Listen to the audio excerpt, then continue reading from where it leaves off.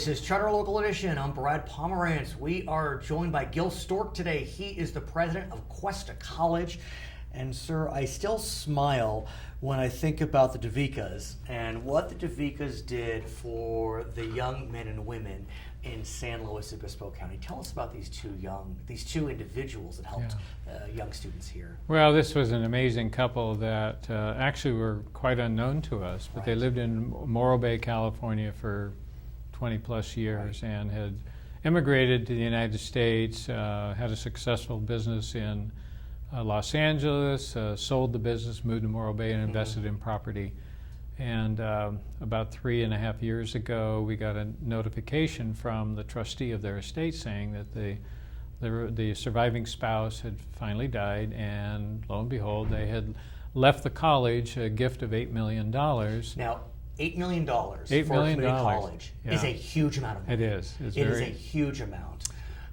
You had no idea this was I had coming. no idea. We didn't know who these people were, but one of the trustees was a good friend of the college, and when Mrs. DeVica was trying to determine what to do with the estate, because they had no family, he suggested that education is always a great investment, and so he suggested Cuesta College. And so the only thing they designated was for scholarships.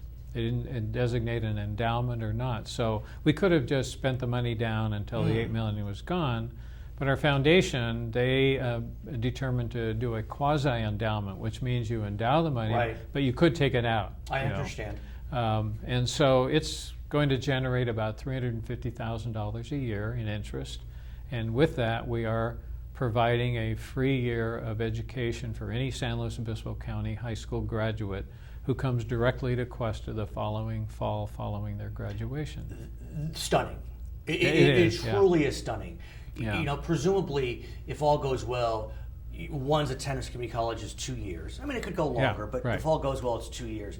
Basically, it's a 50% scholarship. Absolutely. You know, for an entire year for anyone from this county if they matriculate right out of high school. Yeah, and this first year, 14-15 was our first year of that. We had 646 students who were awarded the Promise Scholarship, and that first semester, they outperformed both in the number of units completed, grade point average, and persistence of spring than a comparative cohort from the year before that. So, and presumably that may have been because since they had the scholarship, they may have been able to focus on their studies, maybe not take a job. Yeah. And I know it was a dream of yours. That's why I smile that so was much. The thing, I remember talking to one of your associates who said you've been looking for some type of strategy to create a scholarship for just a semester. Let's just do a free semester. And when she knocked on your door and said, "I got some news for you," it was pretty powerful. And so now we've just awarded another almost 700 students for this coming fall. So it's a gift that's going to keep on giving. And the beauty of it is you talk to families in our county now who have school-aged children. They're starting, they're starting to say, think about, my son's going to be a Promise student, and so they already got that wheel spinning of how to do that. And your timing is pretty perfect. And the reason I say that is, when I was a kid, those that went to community college, and I don't mean to cast aspersions, tended to be kids who needed a second chance. Now there are plenty of very bright individuals that choose to go to community college for 2 years, get their general ed out of the way. Maybe they just want to stay at home. 4 years are expensive, so if you can do your 2 years at Cuesta, so hard, beautiful Cuesta College, it's not such a bad thing. And so, amen. Good going. And some of the feedback we're getting from high school counselors they're saying that many of their graduates who would normally be thinking about going to CSU or UC are saying, well, wait a minute, I think I'll take advantage of the Promise and I'll start at Cuesta and then think about transfer. Does Cuesta have a seamless transition to Cal Poly? No. Okay. No, it's not a guarantee. And that's true for any impacted university. I see. So if they're impacted, you cannot really generate any kind of transfer agreement. But we are still the largest feeder to Cal Poly of any community college. And that's proximity is one. Of course. A lot of our courses and programs are tailor-made to fit Cal Poly's program, and our students do really well. Of course. Yeah. simultaneous with launching the Cuesta College Promise, the Board of Trustees decided to put a measure on the ballot. This was in November 2014. It was a bond, $275 million. At the same time, you had San Luis Coastal and Atascadero putting bonds on the ballot.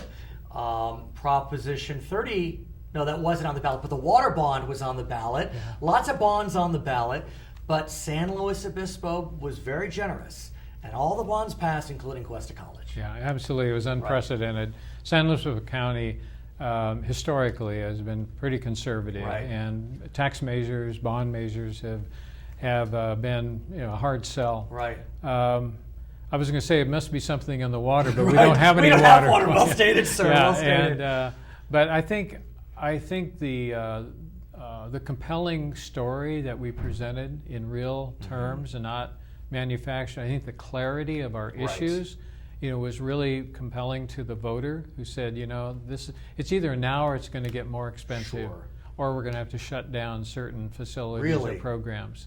And because we're dealing with a campus, 80% of our campus was built in 1973 and 74, so a lot long before before technology. Right. So everything we had done since then was all gerrymandered, and our infrastructure is just falling apart. So $275 million.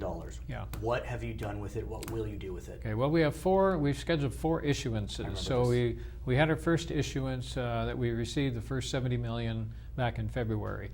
And so we have a list of projects. We're building 2 new buildings, which are going to replace the modulars that we had to come offline. Yes. That was one of the big aspects of it.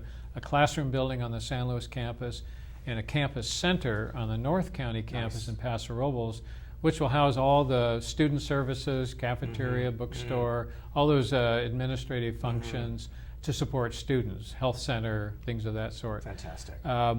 And as well as getting moving forward to start the infrastructure repairs. We're doing four roofs on buildings that were built in either 1971 or 1973, which includes the HVAC roof stuff and everything. Have you started construction? Oh yeah, we're starting the roof projects, et cetera. We've moved in what we call the interim housing, because if you move everybody out of the portables, you got to move them somewhere. Right. So we've created another portable city.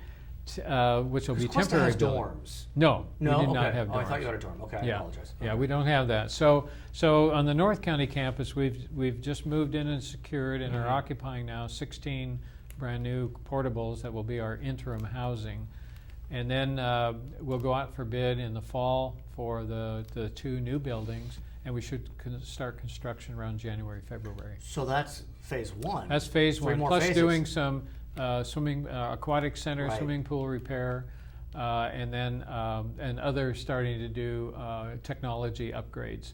In the second issuance, which will go out in February of 18, then we'll do 2 more buildings. We'll do a child care center at the North County. Helpful. And we'll do a campus center on San Luis campus. We will then replace the aquatic center, and then also continue with we start the complex by complex.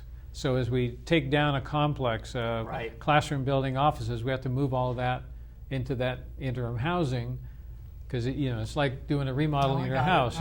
You can't just live in it. Right. So and that's being So the important thing is that what we want to demonstrate to our public is that what we said we're going to do in each issuance, we're actually doing. And we have a Citizens Oversight Committee, which every bond measure has to have, and they're closely monitoring what we're spending our money on, making sure that it's on the project list. His name is Gil Stork. He is president of Cuesta College. My name is Brad Pomerance. We're in San Luis Obispo, and this is Charter Local Edition.